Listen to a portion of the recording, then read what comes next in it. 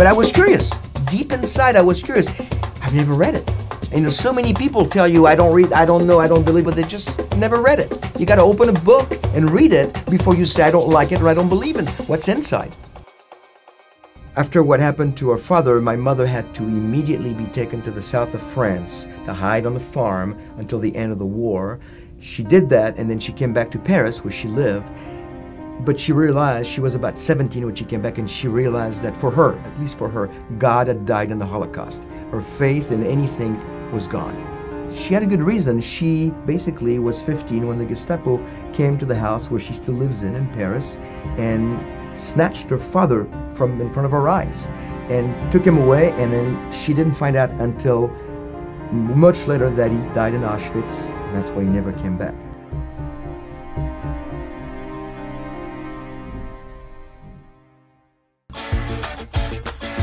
In 1981, I came on my own, came to California, and I was kind of excited because, you know, for a Frenchman, California, I was like, wow, you know, palm trees, the beach.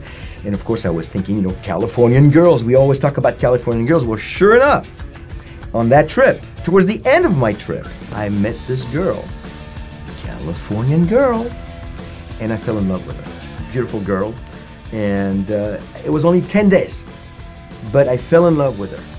I have to say, I was quite excited to introduce my French friends to this California girlfriend of mine. That was pretty cool for a Frenchman to have a Californian girlfriend. We spent some time together, and eventually one day I told her, I said, listen, I really think I want to marry you. And that's when she said, well, wait a minute. We can't do that. I'm a Christian and you're Jewish. We don't believe in the same thing. And I said, I don't care. You can believe in whatever you want. Let me believe in whatever I want. You love me, I love you. Let's just move on and stay together and get married. She wouldn't do that. At some point in my late teens, my sister had married this religious Jewish man, and after becoming friendly, he asked me if I wanted to go with him and study the Torah and the Talmud and consider my Jewish roots a little deeper. And I was attracted to that for a little while. I was, because there was something, when you have Jewish blood, when you hear Yiddish, when you hear something Jewish, it always kind of touches you in a certain way. So I was attracted to that. But then, having grown up in a very Jewish environment with Jewish family everywhere, I remember that what really bothered me is, in a lot of cases, was some of the hypocrisy I saw in the Jewish community. And I kept thinking of the time that we would go to synagogue for Rosh Hashanah, Yom Kippur, just to please the patriarch of the family.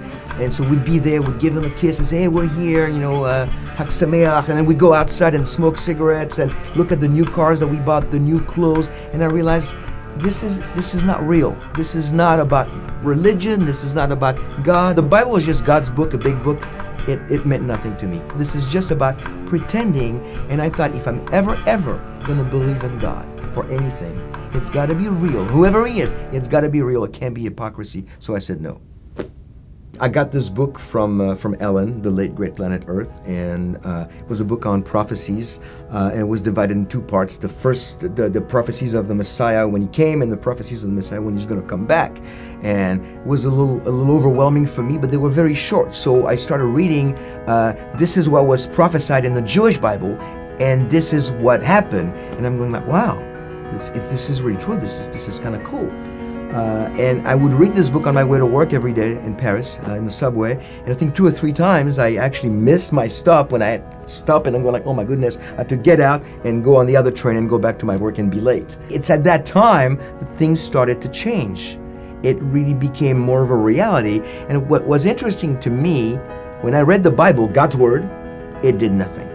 But when a man, in the book that he wrote, gave me the same information, it was like relating a man to another man. I'm going, this guy believes that. I'm not alone. Maybe he's right. When I think of Jesus, when I thought of Jesus back then, to me, Jesus was a dead man on a cross.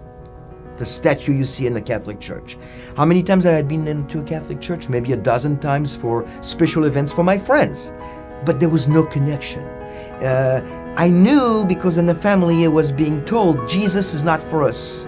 But because my entire family was non-religious, there was never any discussion of why he was not for us. I was just told early on, Jesus is not for the Jews. The first time I really understood who Jesus was, I realized that he was somebody who was completely innocent of anything, who paid the price for everything I've ever done.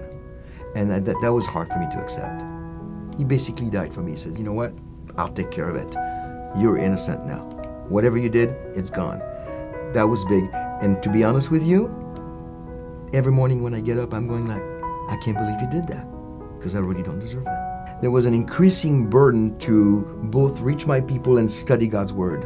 And I was really interested in finding out what God had to say. So eventually this led to me deciding to go to to get a degree at a Bible college in Jewish studies, to get a degree in Jewish studies. And I remember calling my dad after, it was probably like 10 years when I told him my involvement in the believing community, and every time I called him, there was a little more, and a little more, and a little more. Eventually I called him and said, Dad, I'm gonna go to a Bible college and get a Bible degree in Jewish studies. And my dad's reaction, he was not a believer, said, what's happened to you? Next time you call me, you're gonna be the Pope?